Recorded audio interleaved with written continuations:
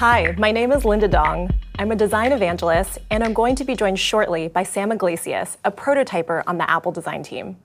We're going to talk about best practices when it comes to designing inclusively. But before we get into that, I wanted to touch on why we make apps and games. As a developer, the things you create bring people joy, enrichment, and convenience. They help us accomplish tasks and reach personal goals. They connect us with other people from around the world. They entertain us through fun gameplay, or make us thoughtful through touching narratives. At the end of the day, they add emotional and practical value to our lives. And I'm sure one of the goals you have for your app or game is enabling as many people as possible to enjoy these benefits. Over the years, the App Store has grown into a huge marketplace that serves 500 million visitors per week. People from over 175 regions around the world and 40 different languages can potentially see what you've built. If you want to reach even a fraction of that audience, you owe it to yourself to design with inclusivity in mind, so that your app or game is great for everyone. This means that people can interact with your design through different languages and accessibility features, that it's easy to learn, feels natural, and is a pleasure to use. But great usability isn't the only important goal. What also matters is that your app or game is welcoming and respectful of folks from diverse backgrounds and perspectives. Our perspectives are shaped by a number of factors, such as our individual experiences. This could be where we grew up in the world and where we live now, the cultures we're familiar with, and the languages we speak or hear around us. They're also shaped by our human characteristics, like our gender, our age, and the physical and mental abilities and disabilities we might have. You can think of each of these factors as its own diversity axis, and the intersection of where someone lands on all these axes makes up their unique identity. It's a good reminder to think critically about how people with completely different identities and perspectives will all be able to enjoy what you've built. When someone approaches your app or game, they should feel like you designed with them in mind. Not only will people feel taken care of, you'll build trust that extends to other areas of your app, game, and brand. One of the great things about being in your position is that you're in charge of how accommodating your designs will be for people. It does take work and consideration, and you're not always going to get it right. But any intentional steps you take will be appreciated by so many people. To help, we're going to talk about how to approach designing inclusively, especially in the area of content. At Apple, we define content as the words, images, audio, and video that live inside your designs, as well as your marketing. Content is the language you use to speak to your audience. And it's also how you let folks identify themselves. This can be through the names, profile details, avatars, or characters that people can customize within your app or game. The way you address people through your content and how you let folks represent themselves are great moments where you can make more people feel welcome. So with that, I'll hand it over to Sam to get us started. Thanks, Linda. In this video, we'll go through 6 specific practices you can use to make your app or game more inclusive. Tell diverse stories. Avoid stereotypes. Adopt accessibility. Localize for culture. Use color mindfully. And finally, encourage self-expression. The first practice is tell diverse stories.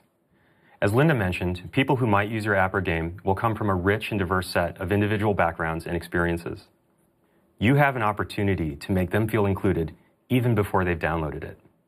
This could be through something like a web page or your apps page on the App Store. The way you describe your app or game, its name, video trailer, and even the screenshots you select, tell a story about whom it was built for and how they might use it. If you don't approach this step with creativity and empathy, you might unintentionally make some potential customers of yours feel unwelcome. Let's focus on app screenshots. You might start with names that are familiar from your immediate circle of friends and family, or depict hobbies and discussions that personally interest or excite you. or drawn familiar stories for your app's example scenarios. For example, your app might be social in nature, and you're going to be making choices about what kinds of content show up in the example feed, who's posting that content, and even the tenor of interaction among people who use your app. Or it might be something like a to-do list, and you're going to be making choices about a day in the life of somebody using your app, the activity or celebration they might be planning, their reading list, their aspirations. Or it might be a food tracking app, and you're showing examples of the kinds of food someone could be interested in logging, or the kinds of food choices they'll be making throughout their day. These are excellent opportunities to tell interesting and diverse stories. In my social app, I might want to depict a group of people having fun on a kayaking trip. While this definitely looks like a lot of fun, this group might not necessarily reflect the diversity of people who might be interested in my app, or a lifestyle that everyone can relate to. There are a number of ways this can be improved. Here's an example of a set of changes we could make. Now we have a photo that depicts a slightly more diverse group of people performing an act of community service. In our example to-do app, we might depict a fairly pedestrian day for some Americans, where we're returning a call to our best friend, then shopping for a birthday party, reading a book, and then practicing an instrument. But the problem is, these are, at least to some audiences, kind of overly familiar cliches, right? Here's how this example might be improved. Instead of returning John's call, now I'm returning Abby's call. Instead of shopping for dinner, I'm planning Diwali, a holiday that's observed by over 1 billion people. For a book, maybe a lesser-known voice like Chinua Achebe's. As for an activity to practice, how about sign language, which can promote inclusion of the deaf community? While still telling the story of someone who needs an app to keep track of various tasks, we've made some of the content more relatable and inclusive to more people along different diversity axes. How about something like a food logging app? It's probably really tempting when putting screenshots together to reach for what's familiar. So if you're American, examples like these, pancakes, pizza, hamburgers, might make you feel right at home. But let's remember that not everyone around the world, or even in the United States, imagines a screen like this when they're thinking about food. Adding some foods that might speak to other cultures could be an excellent way to tell a slightly different story. Not just about how someone might use your app, but whom your app is for. So, when you're setting up your App Store page, tell diverse stories. Fill your screenshots not with the names and scenarios that come to mind the quickest, but try to dig a little deeper to find a story that's told less often. Not only will this make new groups of people feel welcomed by your app or game, it'll help it stand out even more. The second practice for designing inclusively is to avoid stereotypes. Stereotypes are oversimplified beliefs about communities of people. They make you overlook differences between individuals and perpetuate incorrect ideas of how people behave. The truth is, all of us hold these types of beliefs, and usually we're not even aware we have them. But if you aren't careful of how stereotypes influence the design of your app or game, you may be unconsciously excluding people by not recognizing them in your content and functionality. For example, in your language and visuals, it's sometimes easy to fall into the stereotype that people are divided into just 2 genders, men and women. This binary is deeply embedded in some languages and cultures, and if you're part of those communities, you can unknowingly overlook millions of people who don't identify with either. Throughout history, people have recognized a spectrum of human gender. And you can honor this diversity by avoiding unnecessary references to a gender binary in your content. For example, when you don't know someone's gender, instead of using the binary pronouns he or she in your copy, you can replace this language with the gender-neutral pronoun they instead. You can also avoid overlooking parts of your audience by referring to people as a single gender. Like saying, "Hey guys" in video content, when you can include more people by saying, "Hey everyone." Removing unnecessary gender references also applies to visuals. Take, for example, a placeholder icon for someone's new profile that uses a stereotypical masculine avatar. This icon tells a story about who you think your app is for, and maintains the message that a generic person means a masculine person. Let's make this better by using a non-gendered human icon that doesn't make any assumptions about who a person is. SF Symbols provides a number of these gender-neutral glyphs you can use throughout your app and games. Just as you don't want your app or game to disregard people through gender, you also don't want to exclude people by unintentionally using ableist language. If you're not familiar with the term ableism, it's a stereotype that having a certain set of physical or mental abilities makes you normal, and having disabilities makes you abnormal. But we all know that there's no such thing as normal. Everyone has a unique set of abilities. Some people have disabilities, and everyone's capabilities are equally valuable. Like gender, ableist language can be deeply embedded in the way that we talk and can slip into your copy. Like using words that reference disabilities, such as insane or crazy, to describe something that's undesirable. Even if you're trying to use that word to describe something positively, like achieve insanely fast speeds, it's still labeling a condition as an outlier, which can stigmatize mental health. In cases like this, you can rethink how you convey the same meaning without casting disabilities in a negative or alienating light. Here, instead of saying achieve insanely fast speeds, you could say achieve ridiculously fast speeds. Now, all of this isn't to say that you should completely avoid acknowledging disability in your content, but rather to avoid referring to disability in language when suggesting that something is less than. In fact, it's a great idea to recognize and reinforce representation of disabilities. Showing people with disabilities in your emoji, photography, and game characters can help debunk stereotypes of who uses and plays apps and games. Outside of content, avoid letting stereotypes limit your interface's functionality. Let's say I'm designing an app that lets families manage who has access to a shared movie library. If I have a stereotypical view of what a family looks like, perhaps a married man and woman and young children, I might end up designing an interface like this, which buckets family members into a father, a mother, and child roles. In this case, my app's understanding of what a family is doesn't consider that families can look like single parents, same-sex parents, multi-generational households, adult children, and legal guardians. Whether I planned it or not, my app's design and functionality excludes all those families who are different from the stereotype from being able to use this interface. So how could I improve this feature? Well, instead of assuming there are fixed family roles, I can label each profile something neutral, like family member. And instead of assuming how many people make up a family, I can start with just the person setting up the account and let them add as many people to their family as they need. For you, not making assumptions about who is using your app can enable you to build functionality that supports everyone. The best way to develop your awareness of your own stereotypes is to talk to people from beyond your immediate community. Look for people with a diversity of lived experiences that can help you recognize where your knowledge falls short. And remember that language is constantly evolving and that this guidance will change over time. So be open to updating your knowledge as definitions shift.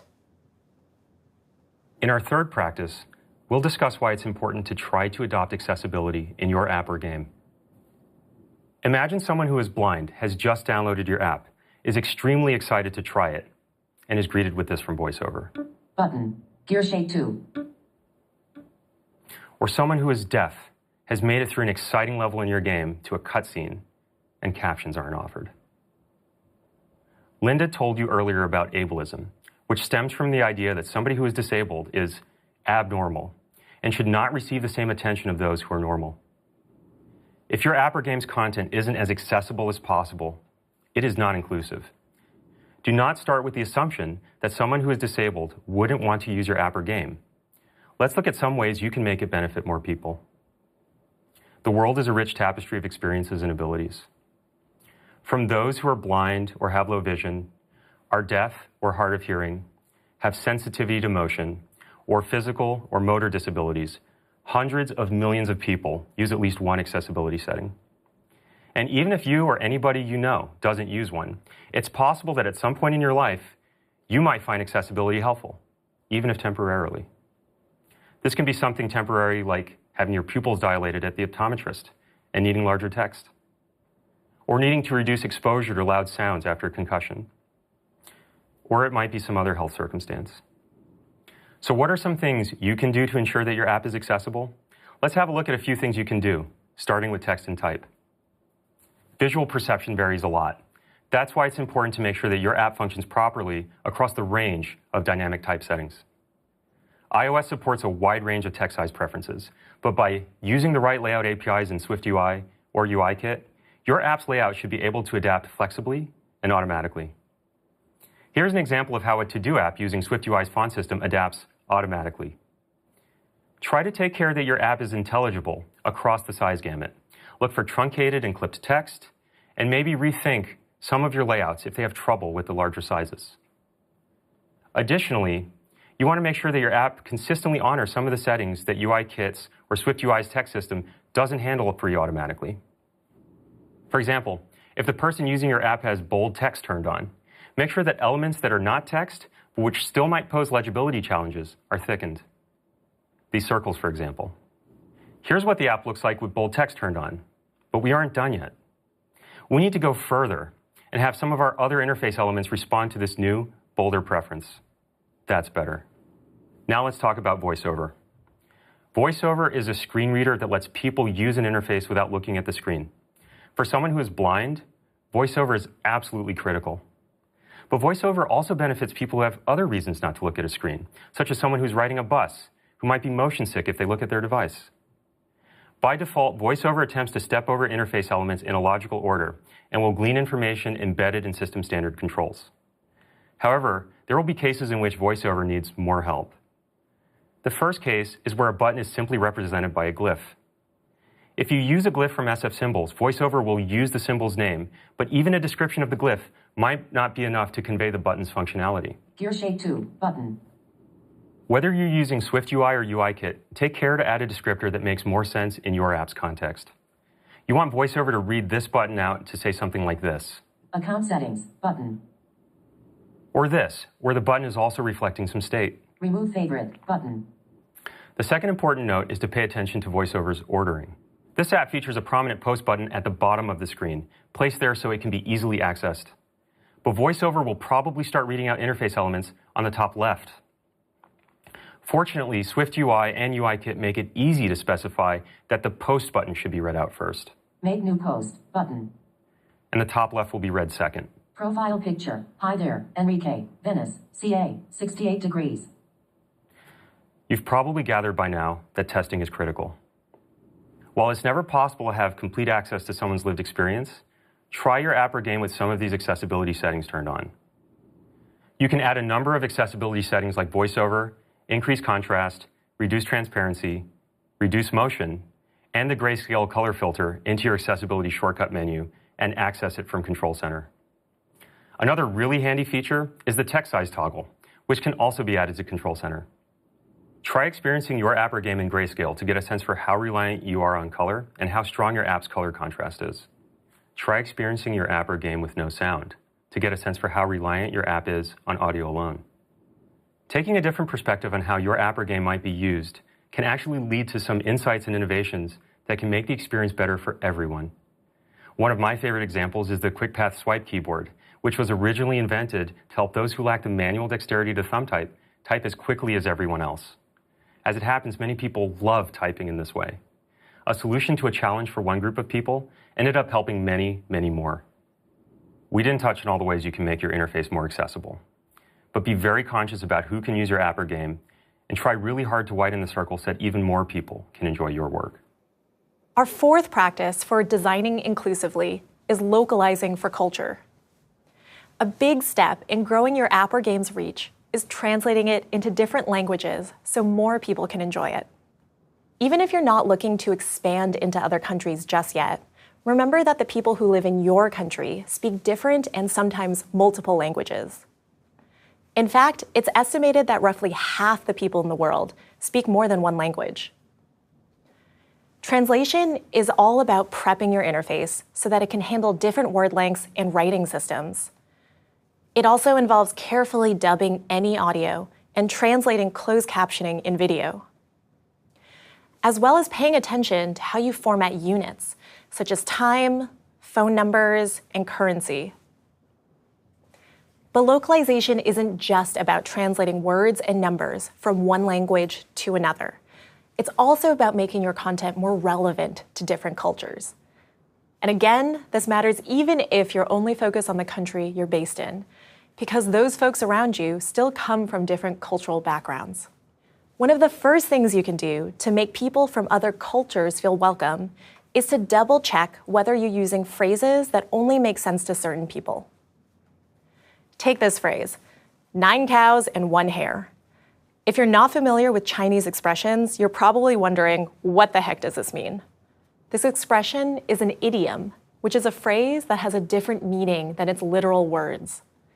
If I were to convert this into an English idiom, you might recognize it as a drop in the bucket, which in turn means a tiny amount.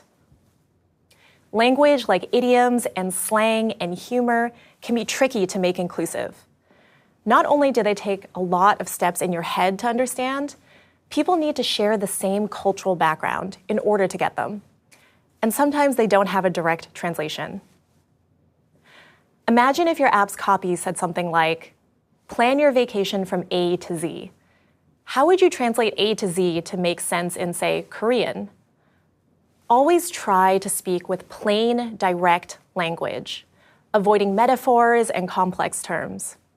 It will make your copy easier to understand, easier to translate, and more culturally inclusive.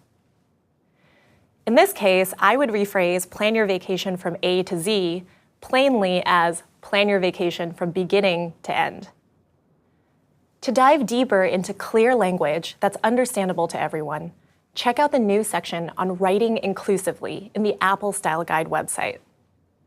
Beyond words, it's good to consider whether your content is respectful of different cultural norms and customs. Say I've just launched a cooking app in the United States, which compiles recipes for popular meals like homemade pizza, roast chicken, and hot dogs. My app is doing really well, and I'd like to expand into international markets, starting with India. I might work closely with a translator to get my screens written into the language Hindi, which would look like this. If I stopped there and just launched my app in India as is, it would probably flop in that market.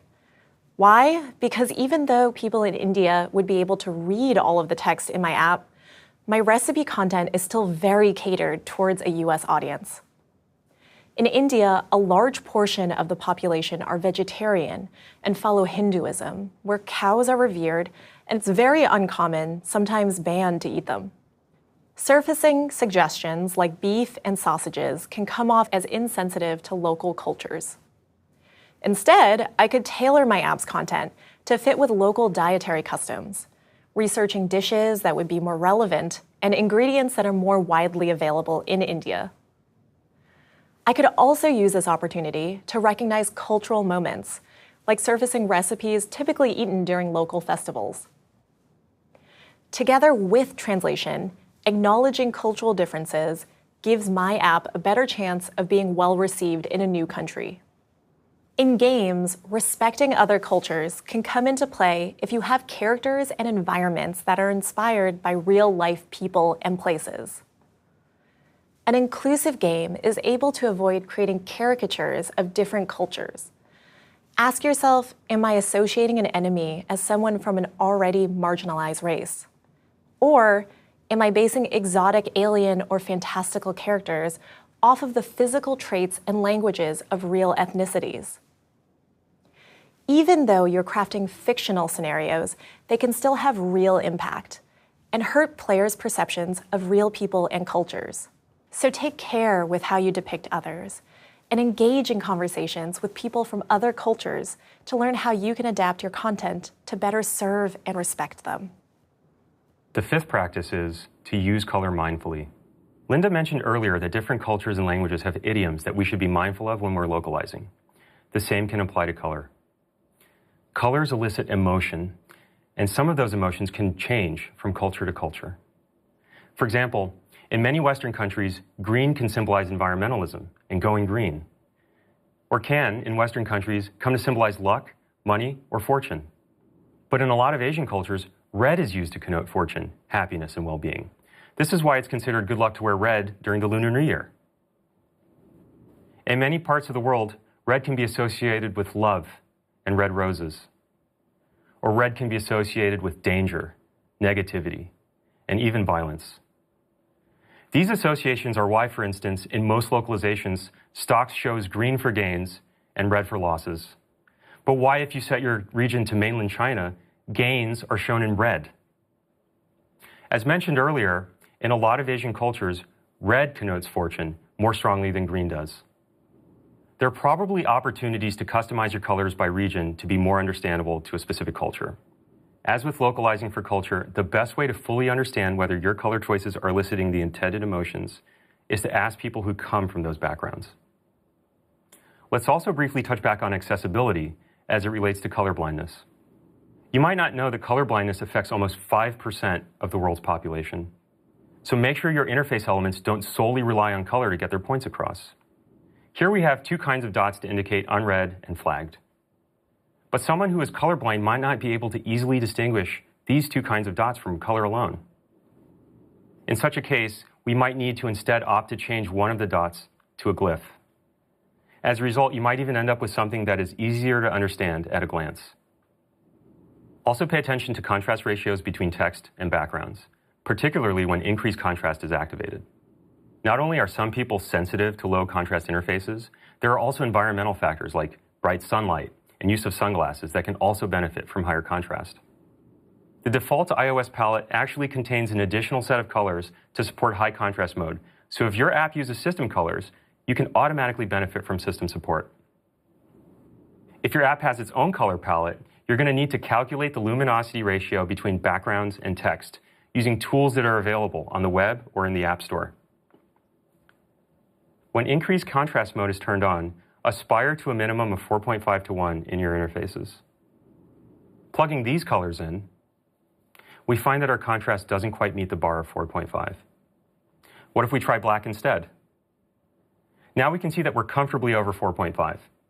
In fact, we should probably keep this text color regardless of whether high contrast mode is turned on. This is just a rough guide. There will be cases in which this ratio is misleading, and you'll need to use your own judgment. For instance, this color combination also exceeds the bar of 4.5, but it's still hard to read in context. Correctly assessing your app or game's contrast is as much of an art as it is a science. Culture is about more than words and symbols. It's about things like color too. And not everybody perceives the same color palette, so be sure to use color with care so that your app or game can delight everyone. The last practice we wanted to share with you is encourage self-expression. Your app or game can acknowledge and celebrate people's individuality. And the best way to make that happen is by not limiting or enforcing how people can identify themselves. Take names, for example. When you meet someone new, "What's your name?" is one of the first things you ask them. It can also be the first thing your app asks for when someone launches your experience. And your interface should accept the diversity of names people can have. Very often, names don't pass form validations because they have hyphens or accents, or are shorter or longer than an allowed character count. You might have even experienced this yourself, or can at least understand how annoying it would be to have this happen to you all the time. So to provide a good experience, be flexible in supporting special characters and not enforcing specific name lengths. Also recognize that concepts like having a first name and a last name are very region-specific. If you're from Latin America, chances are you have two family names, one from each parent. If you're from China, your family name is written first and your personal name last. And in some countries like Malaysia and Afghanistan, you might not have a family name and go by just your personal name. If you were any of these people, how would you approach these first and last name input fields? Depending on what you're using their name for, a more culturally inclusive solution can be to provide a single text field for someone to enter their full name. Better yet, you can always ask people what their preferred name is, which can differ from what they go by legally. Providing this type of flexibility makes sure that all people's names are welcome. and creates a more personal connection if you ever address someone by name in your app or game later. Similar to names, gender is also an opportunity to acknowledge someone's identity. As I mentioned earlier, human gender is a spectrum. And presenting someone with limited options to represent their gender, such as male, female, and other, doesn't fully represent how broad that spectrum is. The dating app Bumble is a great example of presenting gender choices. At registration, you have the choice to identify from a wide range of gender options and can submit your own. You can also choose to make your gender public or private and can change it at any time. An interface like this that acknowledges diversity makes more people feel welcome. In games with human character creation screens, how you let people customize themselves is a great way to acknowledge identity. A lot of times, people craft characters to look like themselves so they can feel more immersed in a role or story. You can think back to the diversity axes to consider all the ways people might want to physically represent themselves with different appearances. And if your narrative has a romantic element, you can give people agency to choose relationships based on different sexual orientations. A great example of giving people customization options is a game called Say No More. Its gameplay is about setting boundaries at work by saying the word no as a superpower. When you create your character, there's a wide variety of ages, skin colors, body types, hairstyles, and clothing to choose from. You can also choose how you say no based on a number of languages and vocal tones. Better yet, none of your choices are bucketed by what gender your character is. In fact, the game never asks for your gender because it doesn't need to. Clothing and hairstyles don't belong to a certain gender, and neither does how someone's voice sounds. In this case, not asking for you to identify makes this game's interface more inclusive. Always prioritize asking people how they'd like to represent themselves through your app or game, and design flexible interfaces that respect those identities. So, we've covered a lot in this video. The importance of thinking carefully about how you craft the stories around your app. Tell diverse stories. Avoiding stereotypes in your language and content. Making sure that you are taking advantage of the accessibility features offered on our platforms and testing accordingly. That your app is thoughtfully localized and sensitive to how culture can affect how content is carried over. That your app mindfully uses color, both to respect culture and those who perceive color differently. And lastly, that your app doesn't unduly restrict someone's ability to identify how they want to. These practices stem from our duty to each other to design inclusively and to help each person live their best life. Inclusive design is welcoming and respectful. And inclusive design is great for everyone. These practices take, well, practice to get right. And while this might seem like a lot to do, it's worth it. Because when we craft something with respect, consideration, and love, that care can be felt. For more resources on how you can design inclusively, check out our new section on inclusion in the Human Interface Guidelines. And on how you can instill inclusive principles deep into your process, watch the talk, The Process of Inclusive Design. Thanks.